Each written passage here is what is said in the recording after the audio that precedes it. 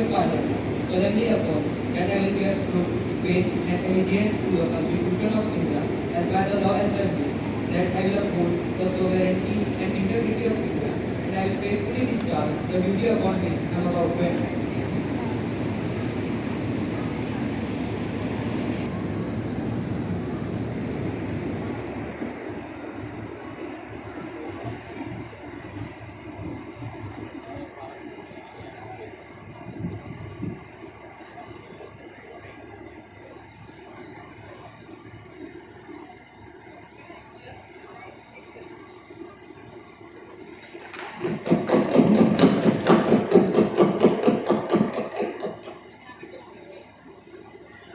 Ms. Vanshika Shinde, who stands elected for the Youth Parliament from Bengal constituency of Madhya Pradesh, will now take oath or affirmation.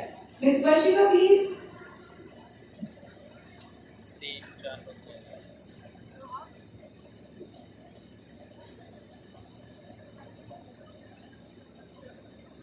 Madam, do you want to take oath or affirmation? In which language would you want to take oath?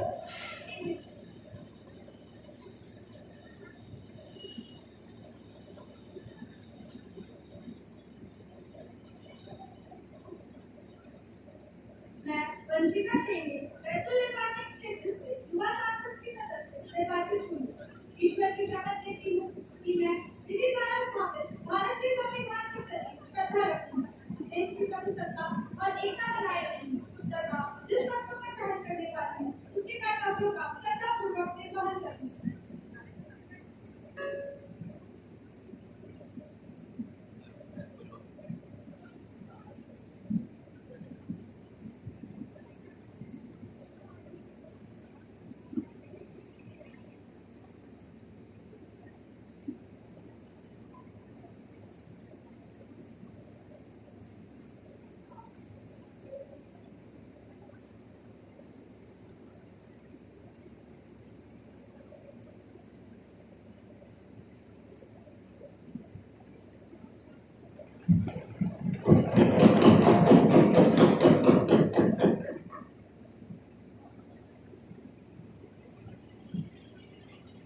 Ms. Anjali, who stands elected for the Youth Parliament from Karimnagar constituency of Andhra Pradesh, will now take oath or affirmation.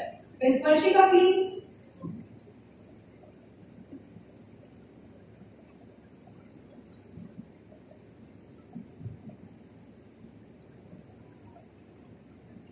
Madam, do you want to take oath or affirmation? Oath, please. In which language would you want to take oath?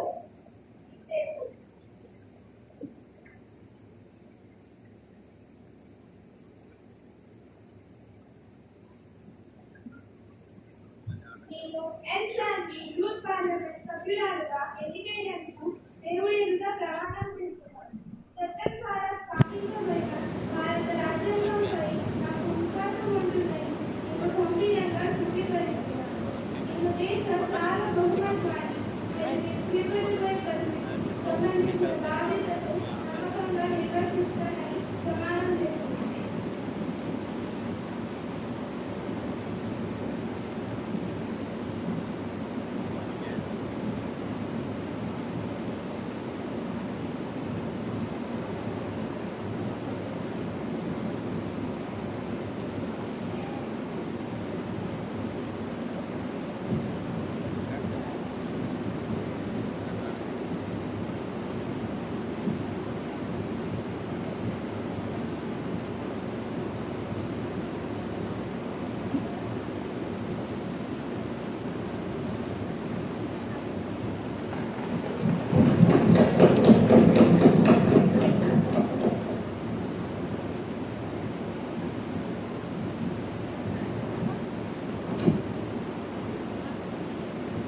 Honorable members, as we met today, I, with my very heart, have to inform the House of Color and Satellite of our former colleague, Sri Raghunath Ji.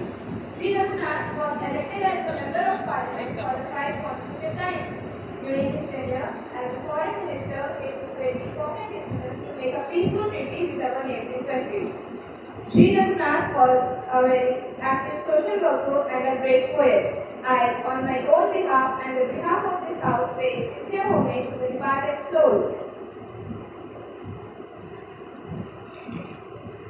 हो गया।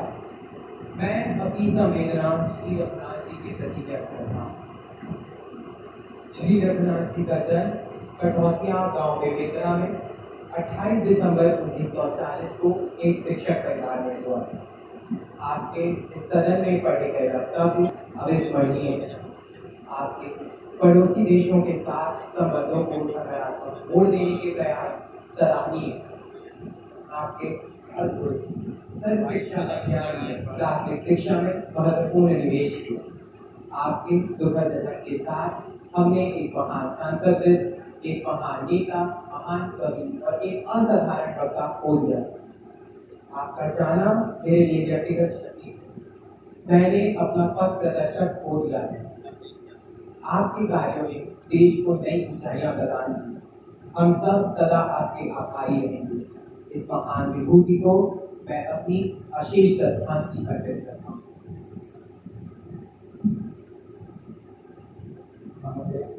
मैं श्री रघुनाथ जी को अभिजनाओं के सामने श्री रघुनाथ जी 5 बार लगातार उनके भाषण में इतना प्रेम लगाव दया करुणा वृद्धि जो न सिर्फ लोगों को जीतते हैं बल्कि भी जोड़ते हैं। कई प्रकार फैलाने वाले भाषणों का साक्षी हम देख पाते हैं। मैं निजी तौर पर इस प्रति अपनी संवेदना का करता हूँ। The house will stand in silence for a while to express our deep sorrow.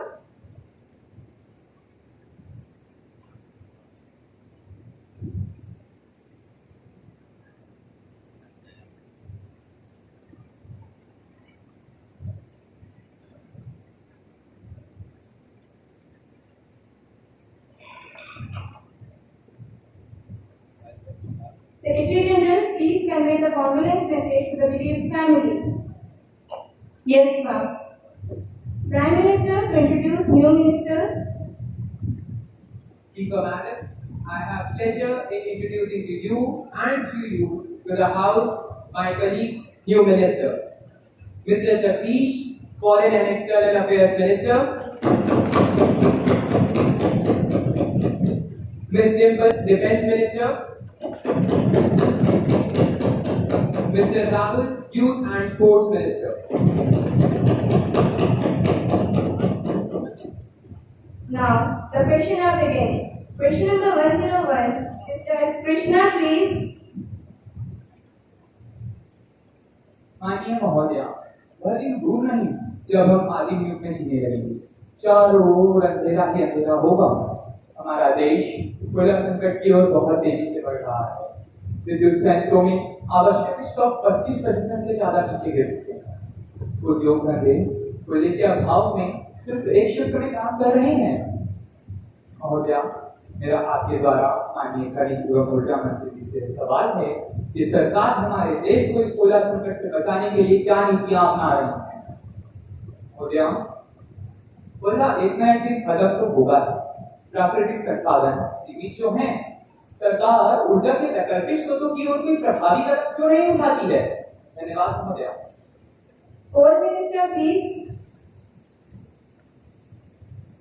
Honorable Speaker, Madam, yes, coal crisis is a very extreme problem for us because many power plants are fully dependent on coal, and we are trying very hard to overcome this crisis. We did many things, like we had a collaboration with Australia to import coal. We constructed dairy corridors. We gave special facilities to the Railway Department. And to overcome this crisis, trains named Super Longhorn, Anaconda, and Sheshnak have been done to supply more and more coal to the power plants in less time and using less human resources. And coal is not the only source to generate power. We have more, like solar energy, which is endless, and electricity from rain or rain power, and nuclear energy, electricity from humidity, and many more. We are doing all this, of course, just for the people of India, so that everyone can have sufficient energy resources and they can live in peace. And for your kind information, I would like to inform you where in India, Chhattisgarh, PMY Unite Charoda, India's biggest power plant has been established with the help of Reliance. Thank you, ma'am. Question number 102, Ms. Niharika, please. माननीय अध्यक्ष महोदया, मैं आपके सामने चंद पंक्ति प्रस्तुत करना चाहती हूँ। आज से 100 वर्ष पहले भारत में पेड़ पौधे की हरियाली देखकर मन गाता था, ये रातें, ये मौसम, नदी का किनारा, ये चंचल हवा। परंतु आज के दौर में इस तेज गर्मी में हमारा मन गाता है, चुपती चुपती गर्मी का मौसम आया। विकास तो हो रहा है, परंतु किस कीमत पर? आज देश भर में जलवायु परिवर्तन के दुष्प्रभाव सबके सामने आ रहे हैं। माननीय अध्यक्ष महोदया, मैं आपके माध्यम से माननीय पर्यावरण मंत्री जी से यह पूछना चाहती हूँ कि बढ़ती गर्मी, प्रदूषण तथा जलवायु परिवर्तन से होने वाले नुकसान से बचने के लिए उन्होंने क्या योजना बनाई है? Environment Minister, please.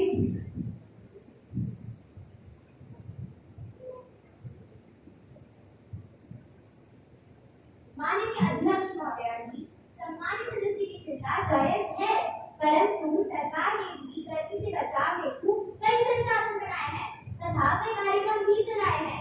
माननीय अध्यक्ष महोदया जी, मैं आपके द्वारा सभी का ध्यान आकर्षित करना चाहूंगी वृक्षारोपण कार्यक्रम पर, जो कि सरकार द्वारा खुली गई जगहों पर पर्यावरण वन तथा जलवायु परिवर्तन मंत्रालय, शासकीय और अशासकीय संगठनों को अधिक से अधिक वृक्ष लगाने के व्यापक स्तर पर कई प्रोत्साहन कार्यक्रम चलाए जा रहे हैं, जिससे कि लोगों तथा यात्रियों को शुद्ध हवा, छांव की प्राप्ति हो सके, जिससे कि मिट्टी की कटाव भी रुके तथा सरकार ने मैं आपको जानकारी से बता दूं कि सरकार ने वनों की कटाई पर रोक हेतु बड़े कानून भी बनाए हैं। माननीय अध्यक्ष महोदया जी, सरकार ने पेयजल की व्यवस्था भी करवाई है। बस स्टैंड, रेलवे स्टेशन, अस्पताल की सार्वजनिक जगहों पर हमने मटके, रेफ्रिजरेटर, नल के माध्यम से पेयजल की व्यवस्था करवाई तो है। एवं पानी की समस्या का समाधान करते हुए हमने पानी टंकियों का भी निर्माण किया है, जो कि गली मोहल्लों पर जा करके वहाँ की पानी की समस्या का निवारण कर सके। और मैं सभी को सूचित करना चाहूंगी, सरकार ने गृह निर्माण की पूर्व वाटर हार्वेस्टर रखना अनिवार्य कर दिया है। धन्यवाद महोदया। माननीय पर्यावरण मंत्री जी, आपके मंत्री से तो ऐसा लगता है कि जैसे आपने हर जगह बस पेड़ ही लगा दिए और हमारे रहने के लिए जगह ही नहीं बची है, तो क्या हम पेड़ बनाएंगे? Minister, please.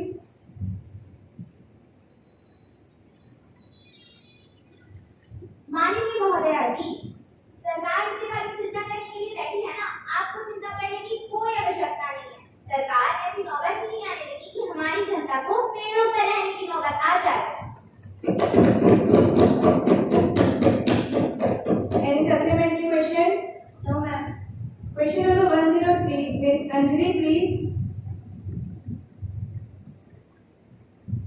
पैरों तले खिसक गई वो धरती मेरी, जब महामारी ने फंसाने अपने पास घुट घुट कर मर गई मेरी वो मासूम जनता, चौंधा मेरी ऑक्सीजन की छांव। हमें तो ऑक्सीजन की कमी ने लूटा, कोरोना में कहाँ दम था। हमें तो ऑक्सीजन की कमी ने लूटा, कोरोना में कहाँ दम था। माननीय स्वास्थ्य मंत्री जी, अगर विश्व में आ गई ऐसी ऑक्सीजन की कमी, तो आखिर क्या करेगी मेरी वो जनता? अफसोस मुझे आज इस बात का नहीं कि आखिर क्या कर रही है सरकार। अफसोस तो मुझे आज मेरी बेबस जनता में होता है कि आखिर भविष्य में क्या ही कर सकेगी सरकार। माननीय अध्यक्ष महोदया जी, कोरोना जैसी महामारी कभी दस्तक देके नहीं आती, सीधा दरवाजा चीर देती है। ऐसे हालात में सरकार को पहले से ही जनता की पूर्ति का प्रबंध करना चाहिए। माननीय अध्यक्ष महोदया जी, मैं आपके माध्यम से भविष्य में होने वाली ऐसी ऑक्सीजन सिलेंडर की कमी को मद्देनजर रखते हुए माननीय स्वास्थ्य मंत्री जी से यह जानना चाहूंगी कि अगर भविष्य में इस महामारी आने लगी तो सरकार द्वारा क्या नीतियां बनाई जाएंगी जो भविष्य में ऑक्सीजन सिलेंडर की पूर्ति करेगा? क्या दोबारा भविष्य में ऑक्सीजन सप्लाई को बिजनेस सप्लाई में परिवर्तित कर दिया जाएगा? Health Minister, please. Honorable Speaker, ma'am, as we all know that the pandemic crisis was all over the country and even the world, we were less vulnerable as a nation. Though I believe that the government of India is capable of facing the situation if it arises again. Furthermore, we are taking measures to increase the availability, streamline the distribution, and strengthen the oxygen storage infrastructure in the nation. As the oxygen availability has enhanced, we will make sure that all the states of India will not be helpless again in any circumstances like this. And as for your concern, Ms. Mama, you said oxygen supply for business supply bana diya humne. How can you claim that in a critical situation where the whole nation is suffering from pandemic, the pressure for managing and taking care of 1.30 crore Indians health is that a business to you? Verma जी, कश्मीर से कन्याकुमारी तक, गुजरात से मिजोरम तक, हमने oxygen का प्रबंध कराया. We did our best as much as they are good in our power. सांसें तय करने वाला परमात्मा होता है. जिंदगी के दिल लिखने वाला खुदा होता है. My own father was sharing oxygen cylinder with a stranger with a heartbeat low at 60, was sitting in the waiting chamber of the hospital. Do you still think Prime Minister witness? Any supplementary question? Madam, I don't have any supplementary questions. But I would like to say कि माननीय मंत्री जी, इतना क्रोध न करें. कहीं आपके इसी क्रोध का असर मेरे स्वास्थ्य पे पड़ गया, तो क्या पता कहीं ऑक्सीजन सिलेंडर की पूर्ति करनी पड़ जाए. Question number 104, Ms. Anjali, please. माननीय अध्यक्ष महोदय, जैसा कि हम जानते हैं कि पढ़ेगा इंडिया तभी तो बढ़ेगा इंडिया, परंतु इस कोरोना काल के दौरान बहुत से बच्चों की शिक्षा पे काफी बुरा असर पड़ा.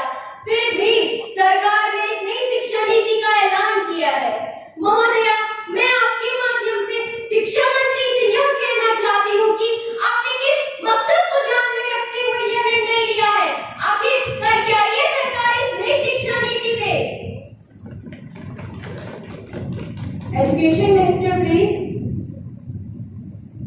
माननीय अध्यक्ष महोदया, सबसे पहले मैं यह सूचित करना चाहती हूँ कि राष्ट्रीय शिक्षा नीति 2020 को माननीय प्रधानमंत्री जी की अध्यक्षता में केंद्रीय मंत्रिमंडल द्वारा मंजूरी मिलने पर और कई बार इस पर सोच विचार करने के बाद यह शिक्षा नीति तय की गई है. नई राष्ट्रीय शिक्षा नीति के तहत सकल नामांकन अनुपात को वर्ष 2030 तक 100% लाने का टारगेट रखा गया है. शिक्षा क्षेत्र में जीडीपी के 6% हिस्से का सार्वजनिक व्यय भी इस शिक्षा नीति के तहत किया गया है. मैडम, इसका सबसे पहला लाभ तो यह है कि आज की शिक्षा व्यवस्था की पुरानी सभी खामियों को हटाने का प्रयास किया है, जो कि बहुत जरूरी है. इस नई एजुकेशन पॉलिसी के तहत छात्रों के ज्ञान के साथ साथ उनके स्वास्थ्य और कौशल विकास पर भी ध्यान दिया जाएगा. इस नई एजुकेशन पॉलिसी के तहत विद्यार्थियों को अपने विषय का चुनाव करने का अधिकार स्वयं होगा. उन्हें आर्ट, साइंस और कॉमर्स में से किसी एक स्ट्रीम को नहीं चुनना पड़ेगा. वो चाहे तो इन तीनों स्ट्रीम्स में से कोई से भी विषय का चुनाव कर सकते हैं. Any supplementary question? माननीय मंत्री जी, विद्यार्थियों का बोझ कम करने हेतु और उनकी पढ़ाई में रुचि बढ़ाने के लिए क्या कर रही है सरकार? Minister, please. माननीय अध्यक्ष महोदया, बच्चों का बोझ कम करने हेतु और पढ़ाई में उनकी रुचि बढ़ाने के लिए हमारी सरकार ने आर्टिफिशियल इंटेलिजेंस सॉफ्टवेयर के माध्यम से बच्चों को पढ़ाने का प्रयास किया है, जो कि आने वाले समय में भी बहुत लाभदायक होगा. Any supplementary question? मंत्री जी, क्या आप बता सकते हैं कि आपने इस नई शिक्षा नीति में क्या सुधार किए हैं? Minister, please. मैडम, नई शिक्षा नीति के तहत निम्न सुधार किए गए हैं. 10 धन 2 धन 3 सिस्टम बदलकर 5 धन 3 धन 3 धन 4 कर दिया गया है. 5 साल का फाउंडेशन एजुकेशन, 3 साल प्राइमरी, 3 साल मिडिल और 4 साल की सेकेंडरी लेवल पर स्कूलिंग कराई जाएगी। अब बोर्ड परीक्षा साल में एक बार की बजाय 2 बार सब्जेक्टिव और ऑब्जेक्टिव पैटर्न में कराई जाएगी।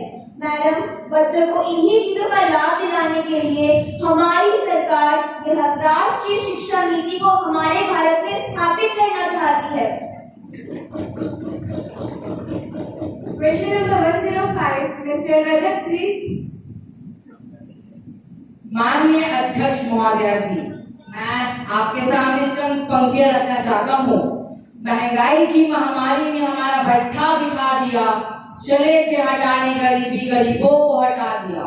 शरबत की तरह देश को गटका है घटाकर, आम आदमी की जेब हो गई है सफाचट। माननीय अध्यक्ष महोदय जी, पेट्रोल और डीजल के दाम बहुत बढ़ते जा रहे हैं। पेट्रोल और डीजल के बारे में सोचता हूँ तो मुझे ये ख्याल आता है, इतना महंगा पेट्रोल किसने कराया, दिन भर सोचता रहूं। 120 रुपए के पार किसने कराया, दिन भर सोचता रहूं। ना है पैसा, ना है नौकरी, ना है दाना पानी। ना है पैसा, ना है नौकरी, ना है दाना पानी। तुमको क्या मालूम है मंत्री जी कैसी है परेशानी। माननीय अध्यक्ष महोदय जी, मैं आपके माध्यम से वित्त मंत्री से यह पूछना चाहूंगा कि पेट्रोल और डीजल की इतनी बढ़ती महंगाई को कम करने के लिए सरकार क्या कदम उठा रही है। Finance Minister, please. करेंगे महोदय, आपके प्रश्नों पर ही विचार करेंगे। सही वक्त तो आने दीजिए, क्योंकि ये वक्त है साहब, बदलता जरूर है पर वक्त आने पर ही बदलता है। हमें भाषण नहीं, उत्तर चाहिए मंत्री जी, उत्तर। माननीय अध्यक्ष महोदय, मैं आपके द्वारा सदन को सूचित कर देना चाहता हूँ कि रूस यूक्रेन का युद्ध इस महंगाई के आग में घी का काम कर रहा है, परंतु हमारी सरकार ने पेट्रोल अथवा डीजल पर अपने हिस्से का टैक्स हटा दिया है, जिससे पेट्रोल अथवा डीजल के दाम कम हुए हैं। धन्यवाद महोदय। Any supplementary question? माननीय अध्यक्ष महोदय जी, वैसे तो हमारे प्रधानमंत्री जी प्रज्वला योजना के माध्यम से देश का विकास करना चाहते हैं, पर वहीं दूसरी ओर गैस सिलेंडरों की कीमतों को भी प्रज्वल करते जा रहे हैं। तो मैं आपके माध्यम से वित्त मंत्री से यह पूछना चाहूंगा कि गैस सिलेंडरों की इतनी बढ़ती कीमतों को कम करने के लिए सरकार क्या कर रही है। Minister, please. माननीय अध्यक्ष महोदय, मैं आप सभी को यह सूचित कर देना चाहता हूं कि वैश्विक स्तर पर गैस सिलेंडरों की कीमतें बढ़ी हुई है, जिससे महंगाई बढ़ना स्वाभाविक है और हम सभी जानते हैं कि आवश्यकता ही आविष्कार की जननी है। हम इंसानों ने अपने जीवन को सुखमय बनाने के लिए आविष्कारों में बढ़त तो काफी कर ली है, पर साथ साथ जनसंख्या में भी काफी बढ़त कर ली है, जिससे महंगाई बढ़ना स्वाभाविक है। जहाँ तक गैस की बढ़ती कीमतों की बात है, हमारी सरकार ने गैस सिलेंडर प्रज्वला योजना के अंतर्गत सब्सिडी पर उपलब्ध कराने का फैसला लिया है। धन्यवाद महोदय। Any supplementary question? माननीय अध्यक्ष महोदय जी, एक कहावत है, अंधे के आगे रोए अपनी गीता खोए। महंगाई से मुंह छुपाने के नए नए बहाने करना कोई मंत्री जी से सीखे। मुझे सुदामा पांडे धूमिल जी की एक कविता याद आती है, लोहे का स्वाद लोहार से मत पूछो, पूछना ही है तो उस घोड़े से पूछो जिसके मुंह में लगाम लगाई जाती है।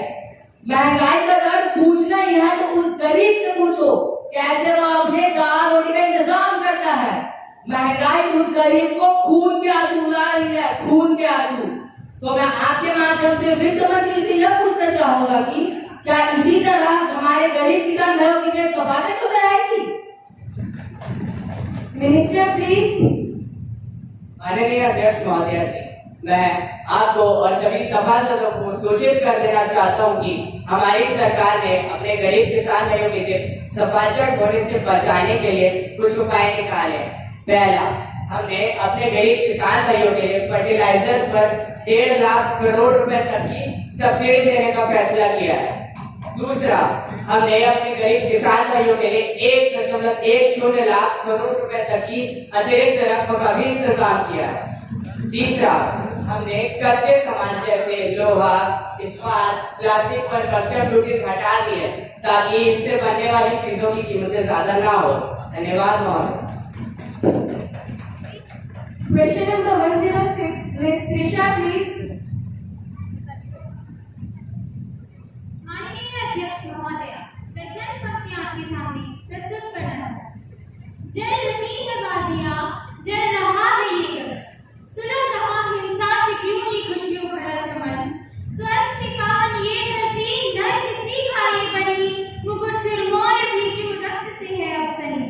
भारत एक लोकतांत्रिक देश है जहाँ नागरिकों को मिली विरोध का अधिकार।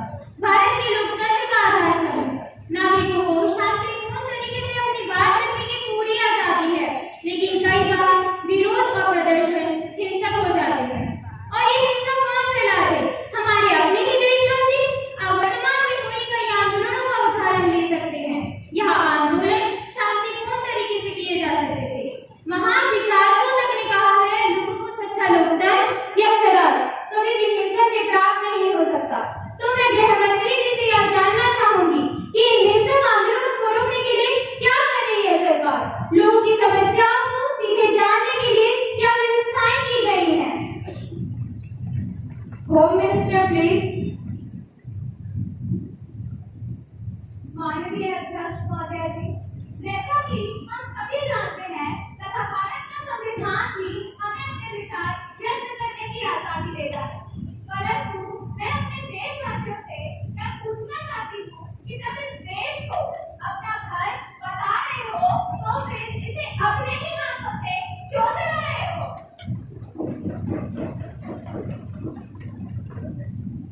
इस तरह के आंदोलनों में सार्वजनिक संपत्ति को नुकसान से बचाने हेतु हमने सुरक्षा व्यवस्था को और मजबूत किया तथा आज ये हिंसा फैलाने वाली खबरें इंटरनेट के माध्यम से लोगों को भड़का रही है, उस पर भी लगाम कसी जा रही है।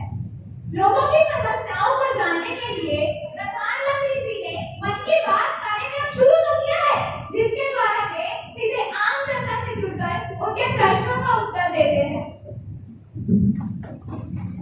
Any supplementary question? महोदय, मैं गृह मंत्री जी से यह पूछना चाहती हूँ, जब सरकार को यह जानकारी है कि माहौल खराब करने वाले भाषण दिए जा रहे हैं, तो सरकार ने अभी तक उसमें कोई कड़ा कदम क्यों नहीं उठाया है? Minister, please. माननीय अध्यक्ष महोदय जी, केंद्र सरकार ने लंबे परामर्श के बाद सोशल मीडिया पर नफरती कंटेंट रोकने के एंटी हेट स्पीच कानून बनाने की तैयारी भी शुरू कर दी है। अन्य देशों के कानूनों और अभिव्यक्ति की आजादी के तमाम पहलुओं को ध्यान में रखते हुए कानून का ड्राफ्ट तैयार किया जा रहा है।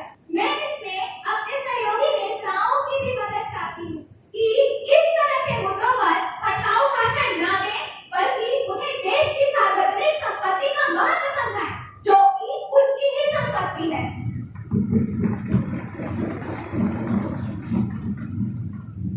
Honorable Minister of Environment, Forest and Climate, please. Honorable Speaker, Madam, I beg to lay on the table a copy of Dam Safety Bill 2022, a copy of both in English and in Hindi. Secretary General to report message from Upper Chamber of the Youth Parliament. Ma'am, I have to report following message received from the Secretary of the Upper Chamber of Youth Parliament. In accordance with the provision of the rules of procedure and conduct of business in the Upper House of Youth Parliament, I am directed to enclose the copy of the bill Anti-Terrorism Bill 2022 as passed by the Upper Chamber as its sitting held on August 2022.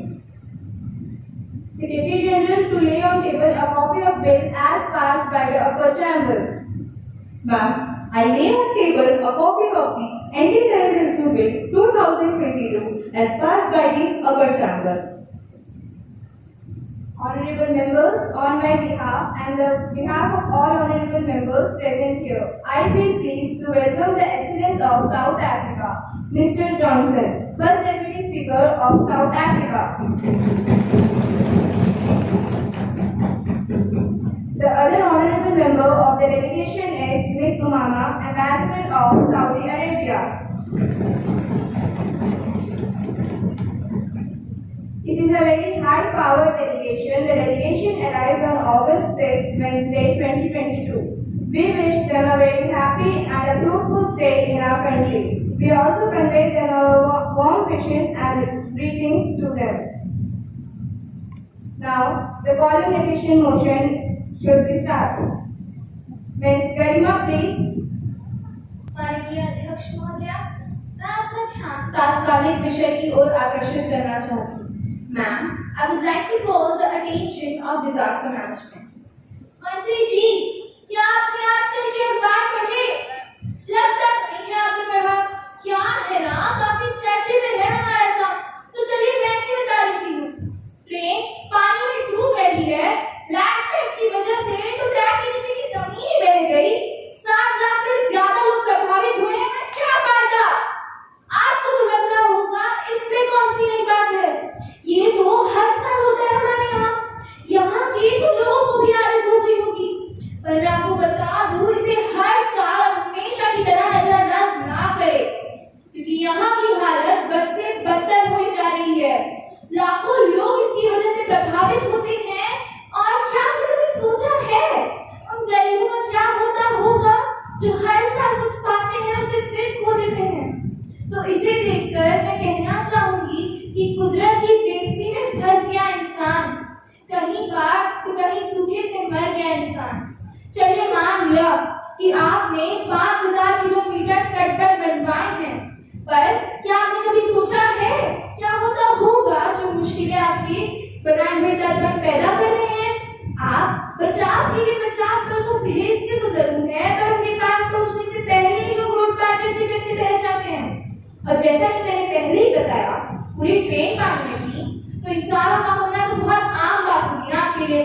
अब जरा गौर से सुनिएगा, पूरे उत्तर पूर्व की पूर्ति असम से होती है, और अगर मान ही खराब हो जाए तो शरीर ही खराब हो जाता है। और जब आप असम के तेल को राष्ट्रीय संपत्ति कहते हैं, असम के चाय को राष्ट्रीय संपत्ति कहते हैं, तो ये बहुत अच्छी बात है मंत्री जी, कहना चाहिए हमारा राज्य हमारी चीजें। दूसरे असम की चीजों को आप राष्ट्रीय संपत्ति कहकर अपना हक जमाते हो, पर बात जब असम में बाढ़ आ जाती है, क्यों आप इसे हर साल होता है हर बार में कहकर नजरअंदाज करते हैं। थोड़ा तो दिल को पिघलाइए मंत्री जी। Minister of Disaster Management, please.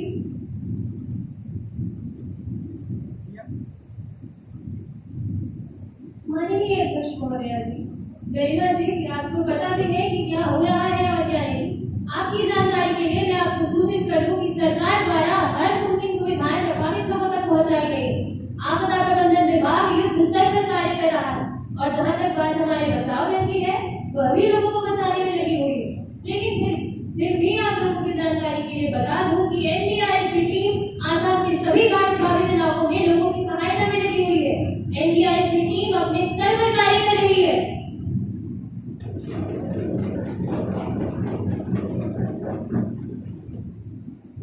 माननीय अध्यक्ष महोदय, असम असम कहते रहे, असम में आया पानी ले, असम में कुछ भी कर ना सके, असम डूब गया पानी।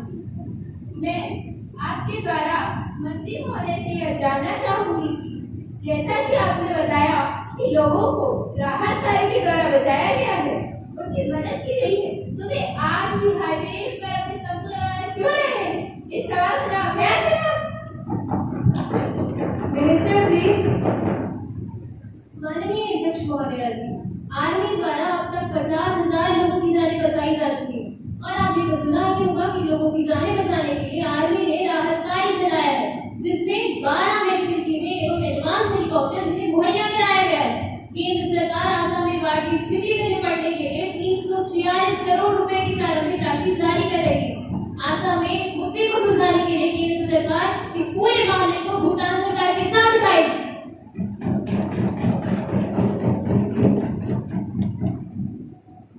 माननीय अध्यक्ष महोदया, जैसा कि मैंने पहले ही आपको बताया, पूरी ट्रेन पानी में डूब चुकी थी। मैं मंत्री जी से मैं पूछना चाहूंगी कि ट्रेनों को जमीन पर छोड़कर पानी पर चलाने की इस अद्भुत योजना में सरकार क्या कहना चाहेगी? Minister please. माननीय अध्यक्ष महोदया जी, ट्रेनों का पानी में डूबना एक प्राकृतिक आपदा का कारण। कल को देश के किसी तटीय इलाके में सुनामी जैसी स्थिति आ जाए तब तो आप सरकार पर यह सवाल उठाएंगी कि सरकार ने समुद्र पर ढक्कन क्यों नहीं लगाया।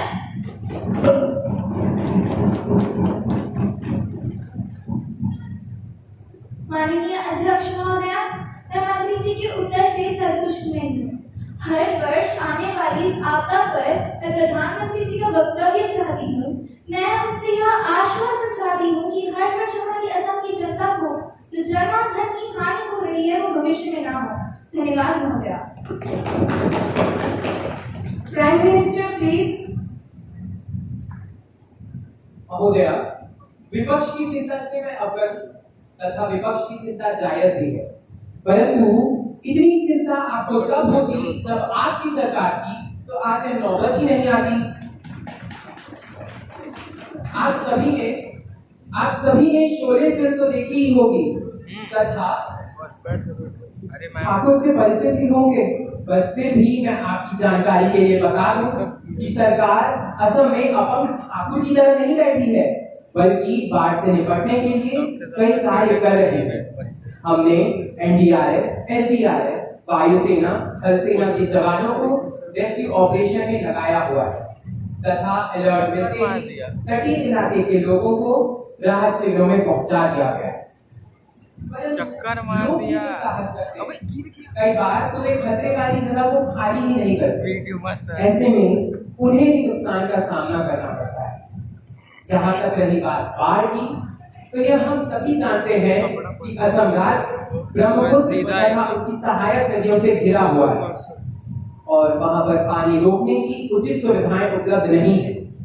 ऐसे में बाढ़ जैसी स्थिति उत्पन्न होना काफी स्वाभाविक है और इस तरह सरकार पर सारे आरोप लगा देना भी तो उचित नहीं है। माननीय अध्यक्ष महोदया, जैसा हम सभी जानते हैं कि भारत को आजाद हुए पूरे 75 वर्ष हो चुके हैं। इन 75 वर्षों में कितनी ही सरकारें बदली, परंतु असम की बाढ़ को नहीं रोका जा सका। गरिमा जी, आपकी भी तो सरकार थी, आखिर क्या काम हुआ है असम में? सारा ठीकरा हम पर ना पड़े, क्योंकि गलतियां पुरानी सरकारों की भी बहुत है। हम सभी जानते हैं कि भारत एक लोकतांत्रिक देश है और लोकतंत्र में जनता ही जनार्दन है। और जब भी सरकार ब्रह्मपुत्र नदी पर बांध बनाने का प्रस्ताव लेकर आती है, तब सबसे ज्यादा विरोध हमें जनता का ही झेलना पड़ता है, जो कि बेहद दुख की बात है। और इस सदन में बैठे हर व्यक्ति से मेरा यह प्रश्न है कि क्या यह उचित है? महोदया, हम सभी को ज्ञात है कि पूर्वोत्तर का इलाका भारत का बेहद ही संवेदनशील इलाका है। ऐसे में सरकार वहां पर लोगों के साथ भेदभाव कर रही है या उनकी समस्याओं पर ध्यान नहीं दे रही है, ऐसे भड़काऊ बयान विपक्ष को इस सदन में नहीं देने चाहिए। हम इस सदन में लोगों तथा देश की तरक्की के लिए बैठते हैं, ना कि कुछ छोटे बड़े मुद्दों पर बहस करने के लिए। कुछ संवेदनशील मुद्दे होते हैं जिन पर सभी के सुझावों की जरूरत पड़ती है। सरकार जन कल्याण में आप सभी के दिए हुए सुझावों का हरदम स्वागत करती है तथा उन पर विचार कर नीतियां बनाती है। रही बात अभी के संकट की, तो सरकार राहत शिविरों का नियमित निरीक्षण कर रही है तथा आर्मी की मदद से आवश्यक सामग्री व दवाइयां पहुंचाई जा रही हैं। विशेषज्ञों की एक टीम माननीय पर्यावरण मंत्री जी की अध्यक्षता में गठित की गई है तथा उन पर उनके सुझावों पर विचार कर नीतियां बनाई जा रही हैं। सरकार बाढ़ पीड़ितों को आर्थिक सहायता का आश्वासन है। Now, the House will take up the consideration of banning mobile devices as Post 2022. Minister of Broadcasting and Information, please. माननीय अध्यक्ष महोदया, मैं मोबाइल कंटेंट स्कूल बिल 2022 सदन के सामने प्रस्तुत करूंगा। हालिया स्कूल रिपोर्ट के अनुसार पिछले विशेषज्ञों ने निष्कर्ष निकाला है सेल फोन की उपस्थिति कक्षा शिक्षण को प्रभावित कर रही है। छात्र अनुचित अप्रासंगिक ब्राउजिंग करना और सोशल मीडिया पर सक्रिय रहना शुरू कर देते हैं, जो उनकी शारीरिक एवं मानसिक विकास में बाधा उत्पन्न कर रही है। महोदया, छात्र ऑनलाइन गेम के एडिक्ट हो गए हैं, जो उनमें आत्महत्या की दर बढ़ा है। महोदया, तारीफ की बात तो है कि छात्र ही नहीं, शिक्षक भी सेल फोन के एडिक्ट हो गए हैं। मोबाइल फोन के इन सभी प्रतिकूल प्रभावों को ध्यान में रखते हुए विद्यालय परिसर में सेल फोन के प्रयोग एवं प्रवेश पर प्रतिबंध लगाना अनिवार्य हो गया है।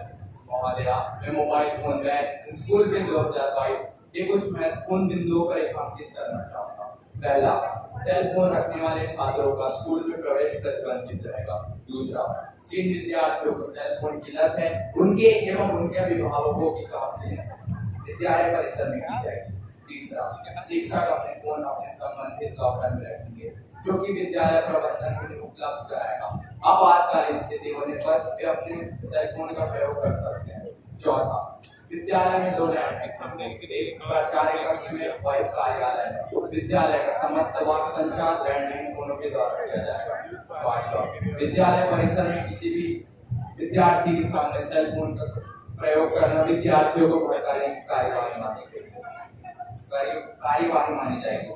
महोदया, मैं इस बिल के कुछ सजा के प्रावधान प्रस्तुत करने जा रहा हूँ। पहला, यदि छात्र चोरी छिपे विद्यालय परिसर में सेल फोन का प्रयोग करते हैं, तो उनके अभिभावकों के खिलाफ थाने में रिपोर्ट दर्ज कराई जाएगी। यदि छात्रों को मोबाइल फोन देना और विद्यालय अनुशासन को भंग करना सिद्ध हो जाता है, तो 3 महीने की जेल या 5000 रुपए के जुर्माने का प्रावधान होगा। दूसरा, यदि किसी भी कर्मचारी द्वारा विद्यालय परिसर में सेल फोन का प्रयोग किया जाता है, तो संस्था प्रमुख उन्हें 2 बार लिखित नोटिस देगा। यदि नोटिस के बाद भी शिक्षक अथवा कर्मचारी सेल फोन का प्रयोग करते हैं, तो उनकी सेवा समाप्ति की कार्यवाही प्रारंभ की जाएगी। I am confident that all honorable members of the House, irrespective of party affiliation, will welcome the bill wholeheartedly and through it help to minimize the adverse effect of mobile phones and students in schools. With these words, I now move the ban on mobile phones 2022 in consideration. Mr. Praful, please. माननीय अध्यक्ष महोदया, माननीय मंत्री जी से यह कहना चाहूंगा कि वाह मंत्री जी वाह, करे कोई भरे कोई। कभी ऐसा भी होता है कि गलती कोई और करे और दंड का प्रावधान किसी दूसरे के लिए हो। मुझे इस बिल के प्रावधान को सुनकर हंसी आ रही है। अंधेरी नगरी, चौपट राजा, टका से भाजी, टका से खाजा, नाटक तो पढ़ा ही होगा। अपराधी को सजा नहीं, बल्कि फांसी का फंदा जिस साइज का है, उसी साइज का गला ढूंढा जा रहा है। माननीय अध्यक्ष महोदया, जब हम पहले के दिनों को देखते हैं, तो केवल वृद्ध लोगों से ही दुनिया भर की खबरें प्राप्त हुआ करती थी, लेकिन आजकल चलन बदल गया है और यहाँ तक कि स्कूली छात्रों को भी पता है कि दुनिया भर में क्या हो रहा है। यह बदलाव कैसे हुआ? यह इंटरनेट और स्मार्टफोन के अलावा और कुछ नहीं है, तथा आज इन्हीं स्मार्टफोन के द्वारा हम बच्चों को विद्यालय के बाद के जीवन के लिए तैयार कर रहे हैं। आज के युग के बच्चे जो कई तरह के ऐप्स का प्रयोग करके तरह तरह के आविष्कार कर रहे हैं, छोटी सी उम्र में बिजनेसमैन कर रहे हैं, भारत के बाहर इन्हीं तकनीकों का इस्तेमाल करके अमेरिका, ऑस्ट्रेलिया, जापान आदि देशों में नाम कमा रहे हैं। उनके द्वारा अर्जित की गई विदेशी मुद्राओं से देश की अर्थव्यवस्था को बढ़ा रहे हैं।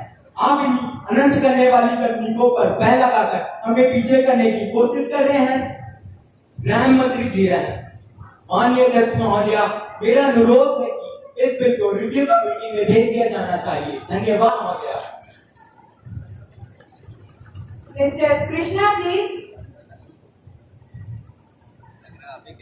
माननीय अध्यक्ष महोदय, सरकार का काम यह नहीं जनता क्या खा रही है, क्या पहन रही है, इस पर ध्यान लगा। अगर मोबाइल फोन को स्कूलों में बैन कर दिया जाता है, तो उन बेचारे छात्रों का क्या होगा जो काफी दूर रहते हैं और अकेले आना जाना करते हैं। सरकार विद्यार्थियों को मोबाइल फोन का उचित उपयोग करना सिखा सकती है। यह विद्या आजीवन ही उनके काम आएगी। महोदया, मैं यहाँ भाषण देने के उद्देश्य से नहीं कर, मेरा माननीय मंत्रीगण से यह अनुरोध है कि किसी भी का बिना विचार किए उसे पेश करना समय जाया करना है। मैं और संपूर्ण विपक्ष इस बिल का पूर्ण रूप से विरोध करते हैं। इस बिल को सिर्फ खारिज कर देना ही हमारे भारतवर्ष के भविष्य यानी हमारी युवा पीढ़ी के लिए कल्याणकारी साबित होगा। धन्यवाद महोदय। Mister Aarush please. माननीय अध्यक्ष महोदय, मैं अपने साथी सदस्यों से यह कहना चाहता हूं और उन्हें याद दिलाना चाहता हूं कि क्यों इस बिल का आना जरूरी है और क्यों मैं इस बिल का समर्थन करता हूं। माननीय अध्यक्ष महोदय, स्कूलों में सेलफोन की अनुमति नहीं दी जानी चाहिए क्योंकि इससे छात्रों व शिक्षकों दोनों का ही पढ़ाई के दौरान ध्यान भटकता है। जैसे कि अगर किसी कक्षा में किसी सीरियस टॉपिक पर लेक्चर हो रहा हो और किसी का फोन आता है तो इससे सारी कक्षा डिस्टर्ब होती है और अगर छात्र बाहर जाता है तो इससे वह उस टॉपिक के महत्वपूर्ण बिंदुओं को मिस कर देगा। इससे छात्र का ही नुकसान होगा। और तो और इस उम्र में छात्र अपरिपक्वता के कारण गैर जरूरी वेबसाइटों पर अपना समय बर्बाद करते हैं। साथ ही कुछ गलत वेबसाइटों के चयन के कारण गलत आदतों का शिकार भी हो सकते हैं। इससे उनके समग्र मानसिक एवं व्यक्तिगत विकास पर बुरा असर पड़ता है। इसलिए मैं इस बिल का समर्थन करता हूँ। सेलफोन का प्रयोग परीक्षा के दौरान नकल करने के लिए भी किया जा सकता है। हर साल ऐसे मामलों की कई सूचनाएं मिलती हैं। इसके अतिरिक्त स्कूलों के पास भी स्वयं के टेलीफोन होते हैं जिनका उपयोग छात्रों द्वारा समय पढ़ने पर किया जा सकता है। कभी कभी दुर्भावनापूर्ण उद्देश्यों से सेलफोन फोन कैमरे का उपयोग कर अनुचित फोटो या वीडियो बनाए जा सकते हैं जो आगे चलकर छात्रों के लिए अहितकर साबित हो सकते हैं। और आप महोदय, आप जहाँ बात छात्रों को सेलफोन का सही उपयोग सिखाने की कर रहे हैं तो मैं आपको बता दूं कि हाथ कंगन को आरसी क्या और पढ़े लिखे को फारसी क्या। आजकल छात्र मोबाइल का प्रयोग पढ़ाई में कम और व्यर्थ सोशल मीडिया के उपयोग में ज्यादा समय बर्बाद कर रहे हैं। धीरे धीरे यह नशे की प्रवृत्ति में तब्दील होती जा रही है जो आगे चलकर छात्रों में मानसिक विकार का रूप ले लेती है। इसलिए मोबाइल फोन का उपयोग सीमित समय के लिए और केवल ज्ञानवर्धक विषयों के अध्यापन के लिए होना चाहिए। और आप कहते हैं कि इस बिल का सिरे से खारिज कर दिया जाना ही भारत के भविष्य के लिए कल्याणकारी है, तो जनाब मैं आपको बता दूं कि आदमी का भविष्य बनता है उसके वर्तमान में किए गए कार्यों से। और अगर यह बिल पास किया जाता है तो निश्चित ही हमारे देश की युवा पीढ़ी का वर्तमान तो सुधरेगा ही, और अगर वर्तमान सुधर जाता है तो भविष्य के बिगड़ने की बात ही नहीं आती। महोदया, मुझे इस बिल के पक्ष में कुछ विचार प्रस्तुत करने थे जो मैंने किए, और अब मैं पक्ष और विपक्ष दोनों का ही इस बिल के प्रति समर्थन की आशा रखता हूँ। धन्यवाद। Mister Atesh please.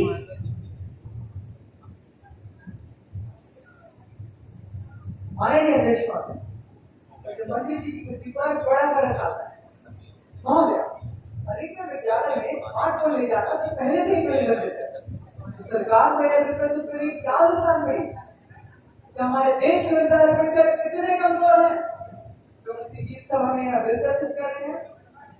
मेरे विचार से सरकार को विद्यार्थियों को स्मार्टफोन के फायदों से अवगत कराना चाहिए। जिस प्रकार से विद्यार्थी विद्यालय में पढ़ना लिखना सीखते हैं, उसी प्रकार से वह स्मार्टफोन को सही तरह से उपयोग करना भी तो सीख सकते हैं।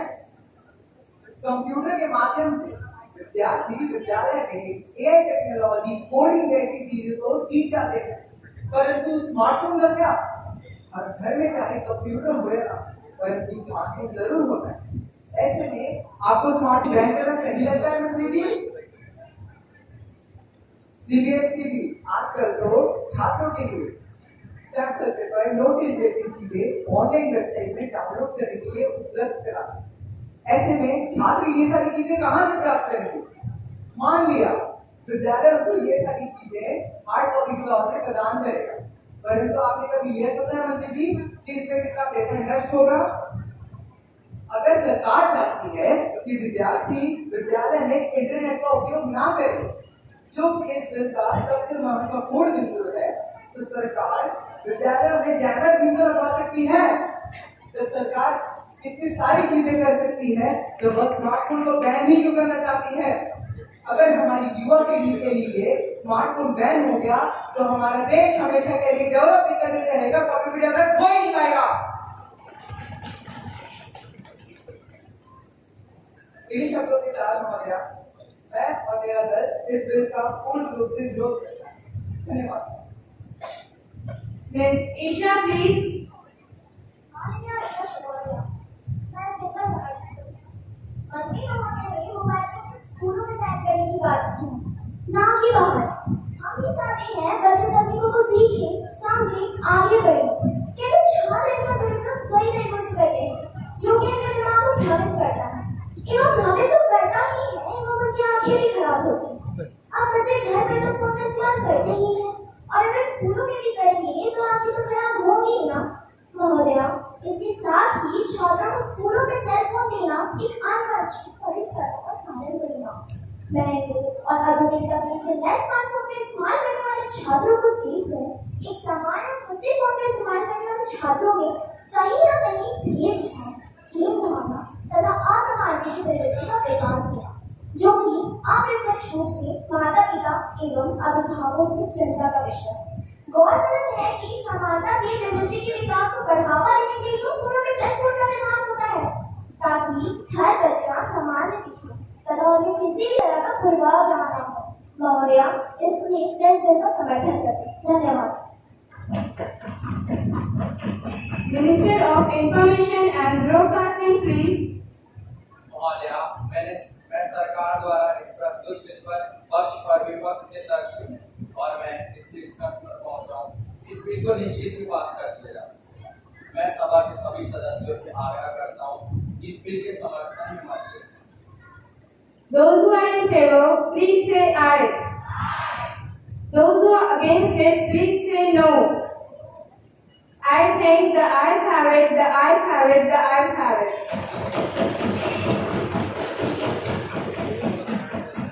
The motion is adopted and the bill is passed. The House is now adjourned to meet again tomorrow at 11 a.m.